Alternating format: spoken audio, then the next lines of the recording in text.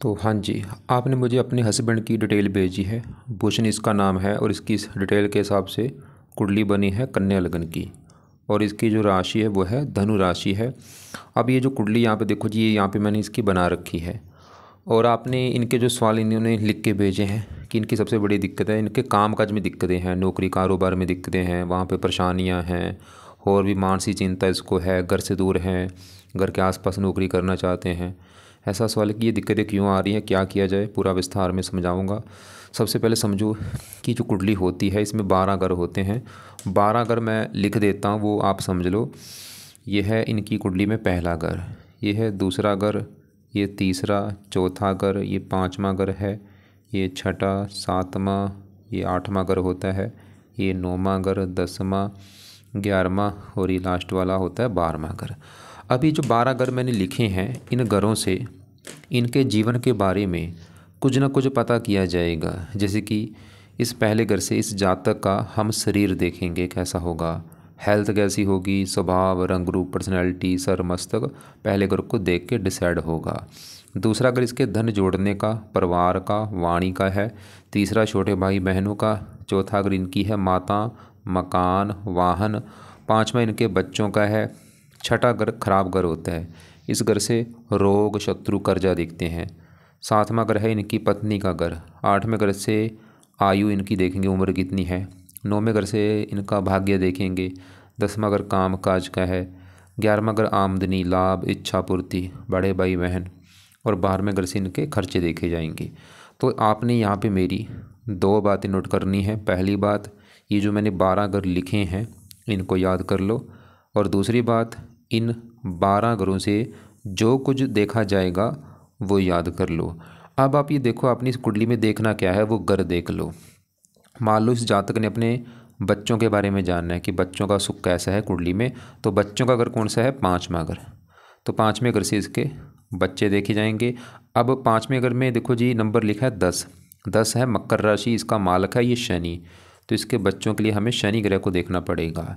तो ऐसे ही इसके अगर मान लो हमने इसके छोटे भाई बहन देखने हैं, तीसरा घर कुंडली में छोटे भाई बहनों का होता है। और तीसरे घर में नंबर लिखा है 8। 8 वृश्चिक राशि, मालक बना मंगल। तो छोटे भाई बहनों के लिए मंगल को देखना पड़ेगा। तो आपको मेरी बात समझ आ चुकी होगी कि जो भी कुछ देखना है वो घर देखना है, और घर का मालक देखा जाता है। अब यहाँ पे सवाल है कि इसकी कुंडली है कैसी। कुंडली में ग्रह अच्छे भी हैं, ग्रह खराब भी हैं। अच्छे ग्रह कौन से, इसका शुक्र अच्छा है जो कि उच्च का बैठा है। चंद्रमा अच्छा है, मित्र राशि में बैठा है। शनि भी ठीक ठाक है, मंगल भी ठीक ठाक है। यहाँ पे सूर्य उच्च का, ये भी ठीक है। ग्रह खराब कौन से, इससे तो ग्रह खराब है राहु। और यहाँ पे गुरु बुध भी कुछ खराब फल देंगे, कुछ अच्छे फल भी देंगे। मतलब गुरु बुध जो है ये खराब फल भी देंगे और अच्छे फल भी इसको देंगे। तो हमने अभी क्या देखा कि कुंडली में ग्रह अच्छे भी हैं, कुछ ग्रह इसके खराब भी हैं।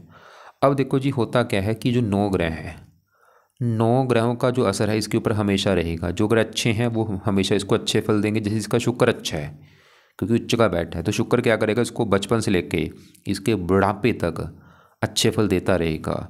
लेकिन शुक्र की दशा में अच्छे फल जो हैं वो बढ़ जाएंगे। ऐसी जो ग्रह खराब हैं वो हमेशा खराब फल देते रहेंगे, लेकिन दशा में उनका खराब फल बढ़ जाएगा। तो सवाल है कि इसके ऊपर आज असर है किस ग्रह का। तो ये जो 9 ग्रह हैं, देखो जी ध्यान से समझो मेरी बात, आज भी इसके ऊपर सभी 9 ग्रहों का असर आज भी है। लेकिन ज़्यादा असर इसके ऊपर है इस राहु ग्रह का। क्यों? क्योंकि राहु की इसके ऊपर चली हुई है बड़ी महादशा। ये 18 में चली हुई है और 2036 में जाके ख़त्म होगी। तो अभी असर का मतलब ये है कि इस जातक की अभी लाइफ में जो चीज़ें हो रही हैं उसका बड़ा कारण राहु ग्रह जरूर है। असर देखो जी, मैं फिर बोलूँगा, सभी ग्रहों का असर है, बस राहु का असर जो है वो इनसे कई गुना ज़्यादा है। और दूसरा इसके ऊपर असर है शनि ग्रह का, जिसकी चल रही है अंतर्दशा। ये 9वां महीना 23 से चली हुई है। पिछले ये भी देखो जी 23, 24, हाँ वो यही 2 साल हो चुके हैं शनि की दशा को भी चले को, और अभी भी ये 1 साल की पड़ी है।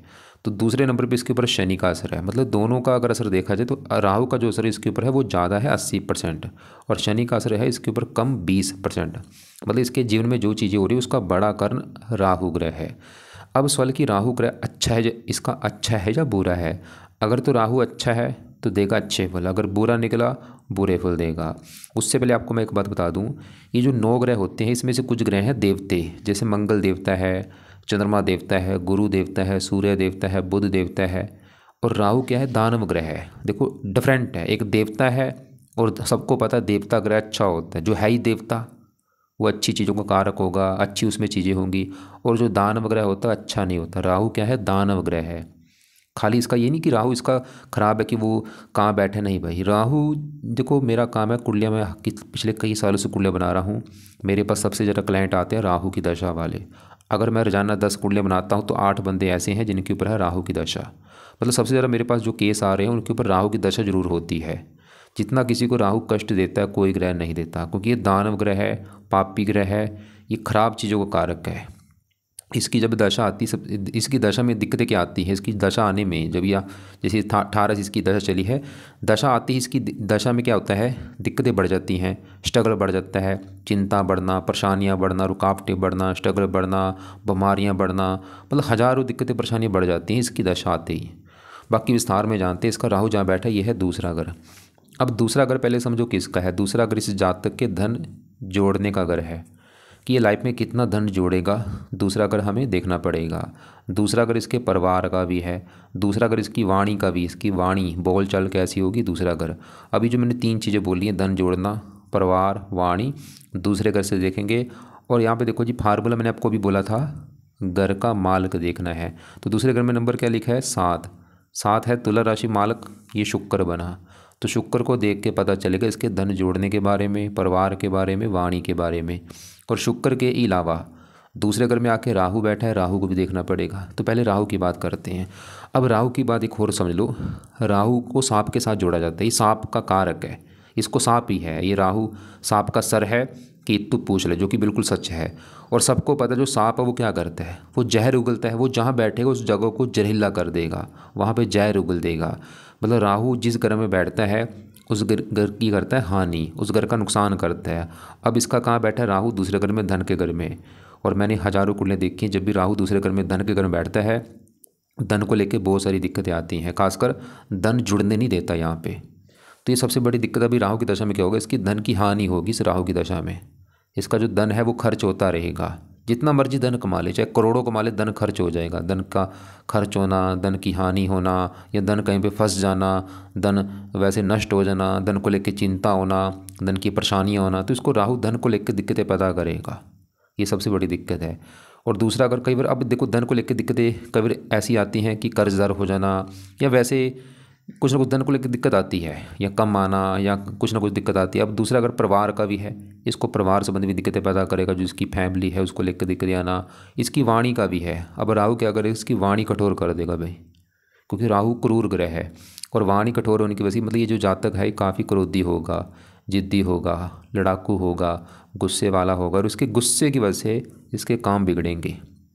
तो इसको मैं जातक को बोलूँगा भाई अपनी वाणी पे कंट्रोल करो, सबको प्यार से बोलो, जी जी करके बोलो, आधी दिक्कतें आपकी वैसे दूर हो जाएंगी। कठोर वचन किसी को मत बोलो। 3 दृष्टियाँ भी हैं, 5वीं दृष्टि पड़ेगी छठे घर के ऊपर। छठा घर रोग, राहु इसको रोगी बनाएगा। छठा घर शत्रु, शत्रु बढ़ाएगा।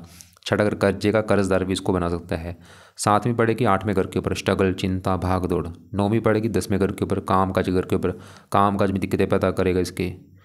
मतलब इसकी देखो जी, इसने देख भी लिया, जैसे बोल भी था अभी जो रिकॉर्डिंग आपने भेजेगी, हाँ जब भाई जब से दशा दिक्कतें आ रही हैं वो कारण राहु है।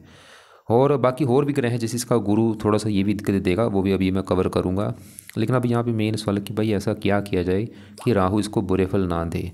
तो इसने करने राहु के पाठ पूजा उपाय, जिसमें से पहला उपाय है ये जातक, एक तो राहु कवच का एक पाठ है वो पढ़ा करे या इसको सुना करे। दूसरा है राहु स्त्रोत्र का पाठ। ये देखो जी 2 पाठ हैं, इनसे ऊपर कोई पाठ है नहीं, बेस्ट है दोनों पाठ। दोनों पाठ 2-2 मिनट के पाठ हैं, चाहे तो इनको पढ़ ले अगर पढ़ना आता है, नहीं तो इनको ऑडियो लगा के सुना करे। कब, शाम के समय या रात के समय। रोजाना पढ़ने हैं या सुनने हैं। और इनकी अगर इसकी मर्जी इसको ज़्यादा भी पढ़ सकता है, मतलब 2-2 बार भी पढ़ सकता है, या एक बार तो ज़रूर पढ़ना है, शाम को चाहे सुनना है। और पढ़ने के बाद प्रार्थना करनी कि आपकी मैंने पाठ पढ़े हैं राहु देवता जी, ताकि आपकी जो दशा है वो मेरी अच्छी जाए। तीसरा इसने जो करना है वो है राहु का दान करे, और ये भी बेस्ट पार्ट है। दान का काम है इसकी पावर को कम करेगा। जो 19 है ये पावर है, पावर इसकी कम हो जाएगी, 0 हो जाएगी, शांत हो जाएगा ये राहु। तो राहु की जो भी वस्तुएं हैं वो दान करता रहे, चाहे रोजाना कर दे या हफ्ते में 3-4 दिन दान कर दिया करे। और दान करना कब तक है? जब तक दशा करता रहे। दान क्या होता है आपको मैं वीडियो भाई भेज दूंगा, वो देख लेना। लेकिन एक मेन दान इसने जरूर करना, वो है 7 प्रकार के नाज पंछियों को डाला करे। चौथा जो उपाय है, राहु कुछ देवी देवताओं के पाठ पूजा से प्रसन्न होता है, जिसमें से नंबर 1 तो है शिव जी का। सबसे पहला नंबर शिव जी का है, क्योंकि राहु शिव जी का भक्त है। अगर ये जातक शिव जी की पूजा उपासना करता है, राहु इसको कष्ट नहीं देगा। या हनुमान जी से भी राहु अच्छा होता है, या दुर्गा चालीसा का से भी राहु, या माता सरस्वती जी होगी, तो ये जो 3-4 देवी देवता हैं इनसे राहु अच्छा होता है। अब इनकी पूजा उपासना में करना क्या है? अगर शिव जी की बात करूं तो ये हो सके तो शिव जी के रोजाना मंत्र जाना शुरू कर दे, और रोजाना शिव जी का कोई ना कोई पाठ पढ़ा करे या शिव जी का मंत्र कर ले। और हनुमान जी के हो सके रोजाना मंत्र जाए, या हनुमान जी के जो पाठ है वो रोजाना पढ़ने हैं सुबह शाम। सुबह हनुमान चालीसा पढ़ लिया, शाम को संकट मोचन पढ़ लिया, कभी बजरंग बन पढ़ लिया, कभी अंगार का स्रोत पढ़ लिया, रोजाना पढ़ना है। दुर्गा चालीसा पढ़ सकता है, माता सरस्वती के पाठ से भी राहु अच्छा होता है। अब यहाँ पे देखो जी, मैं फोर्स नहीं करूँगा कि सभी की करनी है पूजा उपासना, मतलब जो इसकी जिसकी अच्छी लगती है। वैसे आपने लिखा था शायद कि हनुमान जी करता है, चलो ठीक है, लेकिन इसको बढ़ाए, ये नहीं कि खाली कभी कभार कर लिया पाठ पूजा, नहीं भाई, ज़्यादा से ज़्यादा पाठ पढ़ा करे। और बाकी नीले कपड़े कम पहने। और भी देखो जी, राहु जो है धार्मिक लोगों को कष्ट नहीं देता। जितने भी दो धार्मिक लोग हैं, पाठ पूजा करते हैं, धर्म को मानते हैं, फॉलो करते हैं, सुबह शाम जो मंदिर जाते हैं, गुरुद्वारे जाते हैं, बानी पढ़ते हैं, नाम जपते हैं, उनको राहु कष्ट नहीं देता। तो ये जातकों को मैं बोलूँगा भाई, जितना सोचता है धर्म का सारा लो, जो आपका धर्म है धर्म को फॉलो करो, सुबह शाम पाठ पूजा करो, कोई राहु दिक्कतें नहीं देगा। नीले कपड़े कम पहना करो, पहन सकते हो कभी कभार पहन लो, कम यूज़ करो। बाकी बुरे कर्मों से बचना है, क्योंकि राहु बुरे कर्मों से और ख़राब होता है। बुरे कर्म जैसे कि अगर ये जातक बेईमानी करता है तो राहु ज़्यादा ख़राब हो जाएगा। बेईमानी से इसने बचना है, बिल्कुल बेईमानी नहीं करनी, ईमानदारी से काम करना है, ईमानदारी से पैसा कमाना है। गाली गलौज कभी नहीं करनी, जीभ के ऊपर इसके गाली नहीं आनी चाहिए, किसी को गंदी गाली ऐसे मत बोले। गाली बोलेगा राहु खराब हो जाएगा ज़्यादा इसका। तो गाली गलौज करने से बचना है, किसी की निंदा आलोचना नहीं करनी कि वो बुरा है वो बुरा है, भाई नहीं, सब अच्छे हैं, बस गाली निंदा आलोचना से भी बचे, फालतू बोलने से बचे, अपना कम बोले जितना ज़रूरत है, और अच्छे कर्म करे, बस लोगों की जितना होता है हेल्प करे। और अब इसके अलावा देखो जी, ये तो होगी राहु की उपाय। इसको मैं भेजूंगा एक राहु के दान वाली वीडियो, वो देख लेना क्या है दान। एक इसको मैं वीडियो भेजूंगा कि जब राहु की महादशा आती है क्या उपाय किए जाते हैं, वो भी वीडियो ये जातक जरूर देख ले, उसमें से भी जो उपाय इसको लगे वो ऐड कर लेगा। मतलब इसके लिए ज़्यादा उपाय भाई सीधी सी बात है, राहु के जरूरी हैं बस। तो राहु के दोनों जो पाठ मैंने बोले ये तो है लाजमी, शाम को या रात को, दान भी लाजमी, वो वीडियो देख लेना। लेकिन सतनाथ जी का दान तो करना जरूर है, ये पंचों को डालना जाता है। और बाकी जैसे मैंने बोला था, शिव जी या हनुमान जी या दुर्गा जी या माता सरस्वती जी, चाहे सभी की कर ले, चाहे सभी में से 1-2 की पूजा उपासना जरूर करें, और बाकी धर्म को फॉलो करें। अब इसके देखो जी, छोटी दशा शनि की है, इसकी अभी मैं बात करता हूँ। पहले इसके देखो जी यहाँ पे, क्योंकि मैंने आपको बोला था कि जो दूसरा घर धन का घर है, धन के लिए क्या बोला था, दूसरे घर का जो मालक है यहाँ पे 7 लिखा हुआ है, मालक शुक्र को भी देखना पड़ेगा। अब शुक्र की बात कर लेते हैं, शुक्र यहाँ पे बैठा है 7वें घर में। अब पहले 7वां घर समझो किसका है, 7वां घर इसकी पत्नी का घर है। ये जो जातक है इसकी जो पत्नी कैसी होगी, पत्नी का सुख कैसा होगा, तो पत्नी का घर है 7वें घर को देख के डिसाइड होगा पत्नी के बारे में। और यहाँ पे भी देखो जी, फार्मूला वही है, घर का मालक देखना है। तो 7वें घर में नंबर 1 लिखा हुआ है 12 होती है मीन राशि, इसका मालक ये गुरु है। तो गुरु को देख के पता चलेगा इसकी पत्नी के बारे में। और गुरु के अलावा पत्नी घर में शुक्र आके बैठा है, शुक्र को भी देखना पड़ेगा। तो पहले मैं शुक्र की बात कर लेता हूँ। शुक्र इसका है बहुत अच्छा, क्योंकि ये 7वें घर में यहाँ पे जो 12 है मीन राशि में उच्च का बैठा है। एक बार आपको मैंने भी बोला था, ये जो ग्रह हैं अगर अपने घर में है उच्च के हैं, बहुत अच्छे मानेंगे। शुक्र इसका अच्छा है क्योंकि उच्च का बैठा है। अब शुक्र अच्छे फल क्या देगा, क्योंकि पत्नी घर में उच्च का बैठा है, इसकी पत्नी के लिए बहुत अच्छा है कि इसकी पत्नी सुंदर होगी, आकर्षक होगी, पत्नी से अच्छी बनेगी, पत्नी का सुख अच्छा है। और यहाँ पे देखो जी एक और बात है, इसकी अगर पत्नी का सुख देखना है, ये जातक जी अगर पत्नी का सुख देखना है तो कम से कम पत्नी के लिए 2 ग्रह देखने पड़ेंगे। 2 ग्रह क्यों देखने पड़ेंगे, क्योंकि जो 7वां घर पत्नी का घर है, इस घर में देखो 12 लिखा है, मालक मैंने आपको पहले बोला था मालक जरूर देखना है। तो मालक कौन है, गुरु। तो पत्नी के लिए गुरु को भी देखना पड़ेगा, और गुरु के अलावा पत्नी घर में आके जो शुक्र बैठा है उसको भी देखना पड़ेगा। तो शुक्र गुरु दोनों को देख के ही पता चलेगा पत्नी के बारे में। लेकिन अभी हमने शुक्र को देखा है, शुक्र तो अच्छा है, शुक्र तो ये दिखा रहा है कि भाई पत्नी अच्छी होगी, पत्नी से अच्छी बनेगी। और शुक्र किस घर का मालक था, धन का माल। दूसरा घर जो धन का घर है उस घर में 7 लिखा है, माल शुक्र उच्च का बैठा है।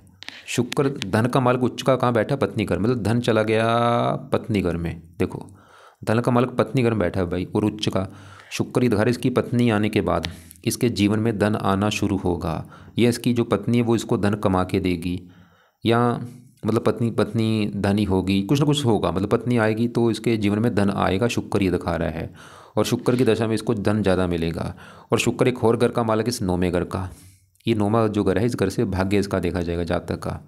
इसका भाग्य कैसा होगा, नौवां घर, नौवें घर में लिखा है 2 वृष राशि मालिक शुक्र। तो भाग्य से कौन है, शुक्र कहाँ बैठा, पत्नी घर में उच्च का, मतलब भाग्य चला गया पत्नी घर में। शुक्र इधर है, इसकी पत्नी आने के बाद इसका भाग्य भी साथ देना शुरू हो जाएगा, या पत्नी इसका भाग्य दे करेगी, शुक्र इधर है, या वो भाग्यशाली होगी। तो पत्नी मतलब शुक्र ही दिखा रहा है कि पत्नी आएगी भाग्य साथ देगा, पत्नी आएगी धन बढ़ेगा, पत्नी का सुख अच्छा है, पत्नी अच्छी बनेगी, मतलब पत्नी इसकी अच्छी होगी, गुणी होगी, समझदार होगी। लेकिन पत्नी के लिए क्या देखना है, पत्नी घर का मालिक गुरु भी देखना है। अब गुरु की बात करूँ तो गुरु इसका मुझे अच्छा नहीं लगा। क्यों नहीं लगा, क्योंकि जहाँ बैठा 8वें घर में खराब घर है ये। 8वें घर से आयु, मृत्यु, मृत्यु कष्ट, लंबी बीमारी, दुर्घटना, गुप्त रोग। तो गुरु एक तो इसलिए खराब है क्योंकि 8वें घर में बैठा, सबसे बड़ा कारण गुरु खराब होने का, 8वें घर में बैठा खराब घर में, हस्त भी है। और अब गुरु इसको क्या क्या खराब फल देगा, क्योंकि गुरु इसके मैंने बोला था ये 7वां घर जो पत्नी का घर है, पत्नी घर का मतलब गुरु 8वें घर में चला गया तो विवाह भंग योग बना, गुरु इसको विवाह संबंधी थोड़ी सी दिक्कतें पैदा करेगा। पत्नी को लेकर गुरु की वैसे थोड़ी सी दिक्कतें आएंगी। अब गुरु पत्नी वाली दिक्कतें क्या देगा, पत्नी का बीमार होना, क्योंकि 8वां घर बीमारी का, पत्नी बीमारी, पत्नी को बीमार कर सकता है, या पत्नी से इसके लड़ाई झगड़े होंगे, और खासकर गुरु की दशा में। और गुरु एक और घर का मालिक इस चौथे घर का भी, क्योंकि चौथे घर में लिखा है 9 होती है धनु राशि मालिक, इसका भी गुरु होता है। अब चौथा घर इसकी है माता, मकान, वाहन, भूमि, जमीन, जायदाद। तो ये जो चीज़ें मैंने बोली उसके लिए चौथा घर और चौथे घर के मालिक गुरु को देखा जाएगा। और गुरु क्योंकि 8वें घर में है तो गुरु इसको चौथे घर को भी लेकर दिक्कतें देगा, मतलब गुरु की वजह से, गुरु की खासकर दशा में माता, मकान, वाहन, भूमि, जमीन, जायदाद, नौकर चाकर, इन संबंधी दिक्कतें आएंगी। अब यहाँ पे देखो जी गुरु की आपको मैं दशा दिखा देता हूँ कब है। जैसे इसके ऊपर देखो जी, आज तो दशा राहु की बड़ी है, 18 में चली है, 36 में ख़त्म होगी। और गुरु की दशा आगे चलेगी 36 लेके 52 तक। लेकिन गुरु फिर भी राहु से 100 गुना अच्छा ही, चाहे जितना मर्जी खराब हो, क्योंकि गुरु एक देवता ग्रह है। दोबारा देखो, दोबारा समझो, आज इसके ऊपर राहु की चल रही है दशा, 18 से चली है, 36 में ख़त्म होगी। ये तो है राहु की महादशा। और छोटी दशा किसकी है, शनि की, 23 में चली है, 26 में ख़त्म होगी, पिछले 2 साल हो चुके हैं। लेकिन देखो 23 से पहले इसकी गुरु की दशा की निकली है, इसमें भी इसको दिक्कत आई होंगी, चाहिए नोट कर ले कि चौथा महीना 21 से लेके 9वां महीना 23 तक, ये जो 2-2.5 साल से इसमें इसको पत्नी वाली दिक्कतें आई होंगी, या और भी माता, मकान, वाहन को लेके चौथा महीना 21 से लेके 9वां महीना 23 तक।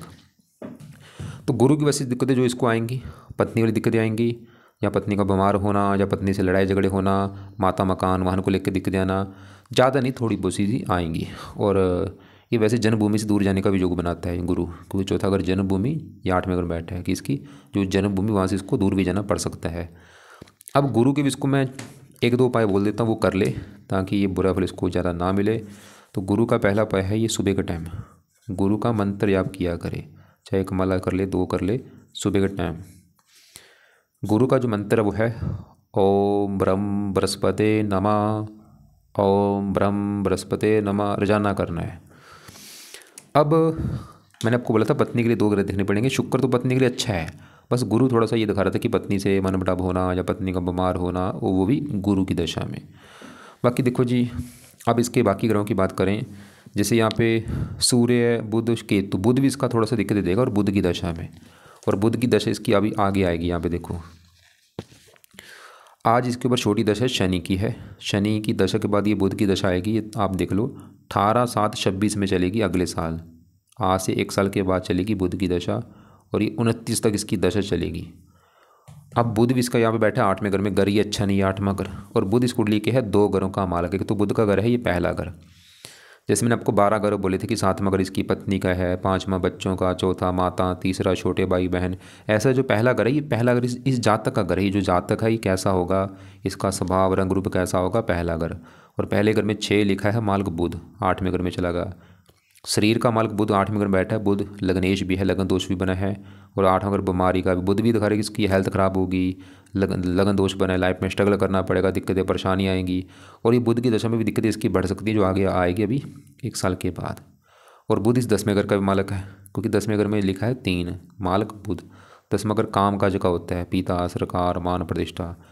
तो बुध की दशा में इसको काम काज में भी दिक्कतें आएंगी, सरकारी कामों में दिक्कतें आना, मान हानि होना, और भी बिजनेस में दिक्कतें आना। मतलब आगे बुध की जो दशा है, जो 2-2.5 साल की दशा, उसमें बुध भी इसको दिक्कतें देगा। लेकिन ऐसा नहीं कि बुध आज दिक्कतें नहीं दे रहा, आज भी दे रहा, आज दिक्कतें थोड़ी सी दे रहा है। मतलब अगर इसके काम काज में कोई दिक्कतें हैं, वो राहु तो कारण है, ये बुध भी थोड़ा सा कारण है। लेकिन बुध थोड़ा सा कारण है अभी, लेकिन दशा जो इसकी आगे चलेगी 1 साल के बाद, ये दशा इसका जो असर है इतना जो है ये बढ़ जाएगा, क्योंकि दशा में इसका जो असर ग्रहों का होता है वो बढ़ जाता है। तो बुध इसको मतलब जो दिक्कतें देगा, इसकी हेल्थ खराब होना, काम काज, पिता, सरकार, मान हानि, और घर से दूर जाने के बुध भी जो लेके बैठा है कि इसकी जन्मभूमि से इसको दूर जाना पड़ेगा। अब इसको मैं देखो जी बुध के उपाय भी बोलूँगा ताकि बुध अच्छा हो। तो बुध का जो पहला उपाय है, ये जातक बुध का मंत्र याप करे, चाहे 1 माला कर ले, 2 कर ले, और इसके 2 पाठ हैं वो भी पढ़ने हैं। एक तो है बुध कवच का पाठ और एक है बुध स्तोत्र का पाठ। तो दोनों पाठ अपना ये। अब ये देखो जी गुरु का जो मंत्र बोला कब करना, ये सुबह कर ले इसको। और बृहस्पति, ये बुध के जो मैंने पाठ पूजा बोले हैं ये भी सुबह कर ले। और राहु को जो उपाय बोले वो रात को या शाम को करने हैं इसने। अब आगे बढ़ते हैं। इसी घर में इसके सूर्य बैठा है, सूर्य वैसे अच्छा उच्च का बैठा है उम्र। और यहाँ पे देखो ऐसा नहीं कि बुध इसका बिल्कुल बुरा है, ये मत सोच लेना भाई। बुध एक शर्त पे ज़्यादा अच्छे फल देता है। ये जो शुरुआती जीवन होता है उसमें थोड़ी सी दिक्कतें जरूर आती हैं, जैसे जैसे जैसे उम्र बढ़ती है सुधार होना, या ये अगर घर से जाता जाता ज़्यादा दूर जाएगा उसमें भी इसको फ़ायदा हो सकता है, खासकर बुध की दशा में। और बाकी देखो जी इसके यहाँ पे चौथे घर में चंद्रमा अच्छा है, क्योंकि चौथे घर में चंद्रमा घर भी अच्छा है, और यहाँ पे गुरु की राशि है मित्र राशि, चौथे घर का अच्छा कर देगा। चौथे घर का जो मालक गुरु हमने देखा है वो तो इसका ख़राब था कि इसको माता, मकान, वाहन संबंधी दिक्कतें आएंगी, खासकर गुरु की दशा में। लेकिन चौथे घर में चंद्रमा फिर भी चौथे घर का अच्छा कर देगा, माता, मकान, वाहन, भूमि, ज़मीन, जायदाद, इनके लिए अच्छा है। और बाकी ये जो 5वां घर है ये है इसकी संतान, पढ़ाई, बुद्धि। 5वें घर में 10 लिखा है मालक शनि, और शनि बैठा है यहाँ पे 11वें घर में, लाभ के घर में। शनि अपने घर को 7वीं दृष्टि से देख भी रहा है। शनि इसका ठीक है, ये दिखा रहा है कि इसकी संतान का सुख अच्छा है, बल्कि संतान लाभ, संतान होने के बाद इसके कामों में लाभ होगा, इनकम बढ़ेगी, इच्छाएँ पूरी होंगी, जैसे संतान के द्वारा इसकी इच्छाएँ पूरी होंगी। शनि की 3री दृष्टि पड़ेगी पहले घर के ऊपर, यहाँ पे मित्र राशि है 10 में यहाँ पे। लेकिन हाँ शनि की जो, हाँ भाई देखो जी ये जो शनि की दशा चल रही सवाल कि ये शनि अच्छा है या बुरा है। ये इसको अच्छे फल भी देगा लेकिन बुरा फल भी देगा। अच्छा फल क्या देगा, ये संतान, पढ़ाई, बुद्धि, इनके लिए अच्छा है। लेकिन ये 10वीं दृष्टि पड़ रही है इसकी 8वें घर के ऊपर, यहाँ पे नीच राशि है। ये शनि की जो दशा चल रही है इसकी पिछले 2 साल से, ये थोड़ा सा इसकी हेल्थ में दिक्कतें पैदा करेगा, मानसिक कष्ट होना, शारीरिक कष्ट होना, और लगन का अच्छा कर बस। और हाँ ये 11वें घर को भी थोड़ा सा ख़राब कर देगा, 11वें घर में चंद्रमा की घर में बैठा है, शत्रु राशि है। मतलब थोड़ा सा शनि भी हल्की सी कुछ ना कुछ काम काज में दिक्कतें परेशानियाँ आते रहना। और अब यहाँ पे देखो जी शनि की दशा भी इसकी अभी 1 साल की पड़ी है, तो इसको मैं शनि का भी 1-2 उपाय बोलूँगा कि शनि के उपाय भी करे। वैसे भी इसकी कुंडली में इसके जो इष्ट देव हैं वो शनि देवता हैं। तो शनि का एक तो उपाय है कि अगर वहाँ पे जहाँ पे रहता है वहाँ पे अगर शनि मंदिर है तो शनि मंदिर जाए माथा टेकने, हर शनिवार को जाके प्रार्थना करे कि हे शनि देवता जी, आपके मैं मंदिर इसलिए आया हूँ क्योंकि आपकी चल रही है मेरे ऊपर दशा।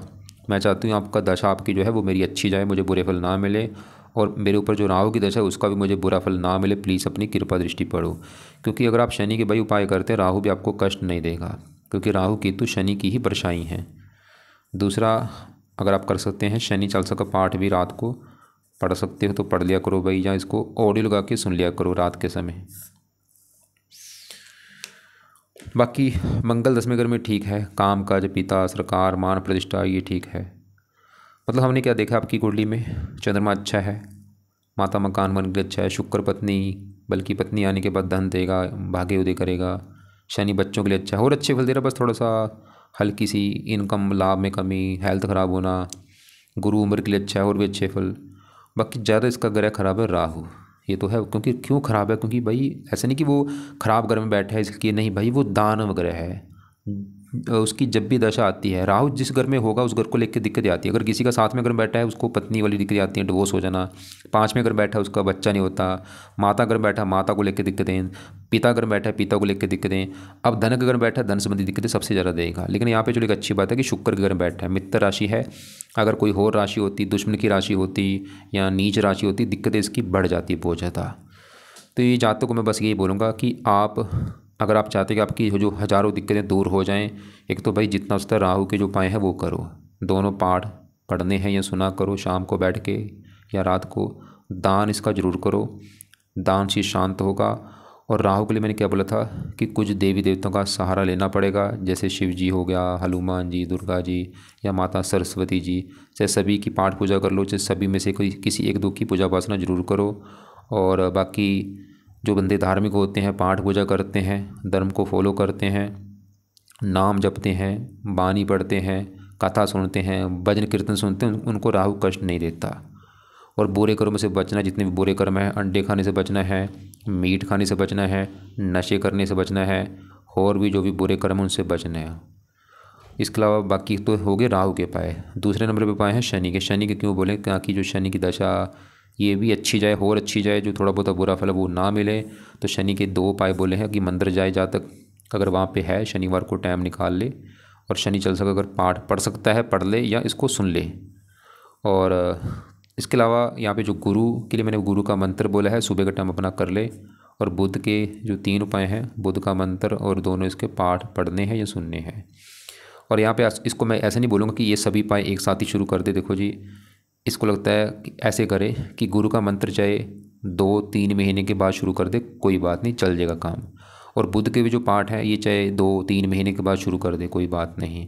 बाकी राहु के उपाय तो शुरू कर ही दे, और शनि के भी उपाय मैं बोलूँगा शुरू कर ही दे, क्योंकि शनि की भी दशा, दोनों उपाय कर लेगा ज़्यादा अच्छा होगा। और फालतू में कोई रत्न कोई भी धारण नहीं करना, सिर्फ जो पाठ को जो बोले वो करने हैं। और जैसे कि आपने मुझे बोला है कि सुबह कभी हनुमान चालीसा, कभी बजरंग बाण एंड सबसे पहले गणपति। ठीक है, जो कर रहा है करे, लेकिन देखो क्योंकि हमें मिलते हैं पूरे दिन में 24 घंटे, तो इसके जातकों में बोलूँगा कम से कम 24 घंटे में भाई 1 घंटा उस भगवान के लिए जरूर निकालो। चाहे 1 घंटा निकालो, 2 घंटे, जितना मतलब आप पाठ पूजा करोगे उतना आपकी हज़ारों दिक्कतें दूर होंगी।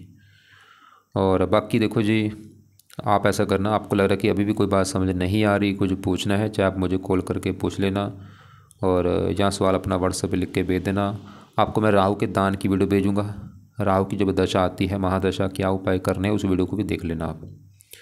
एक काम और करो, कुत्तों को रोजाना रोटी डाला करो, ये भी आप लिख लो। और बाकी फिर भी लग रहा है कि कुछ बात समझ नहीं आ रही, चाहे सवाल अपना लिख के भेज देना मुझे, या कॉल करके पूछ लेना। कॉल करने से पहले एक बार मुझे मैसेज कर लेना आप।